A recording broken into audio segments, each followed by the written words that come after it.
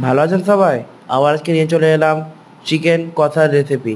প্রথমে পেঁয়াজটা কেটে নিলাম, আদা রসুনগুলো সব রেখে দিলাম, নানান রকম গরম মশলা দেখতে পেলেন, টমেটম দিয়ে দেবেন, তারপর চিকেন দিয়ে দেবেন, তারপর আপনার হলুদ গুঁড়ো, আদা রসুনের পেস্ট, নুন,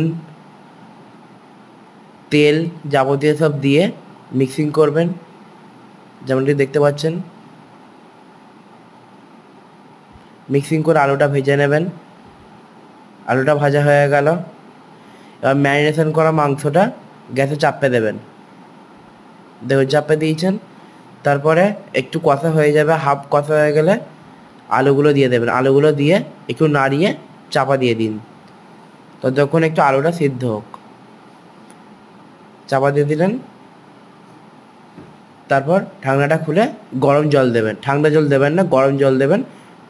খাওয়া হয়ে গেল, খুব ভালো হয়েছে, দেখতেই পাচ্ছেন।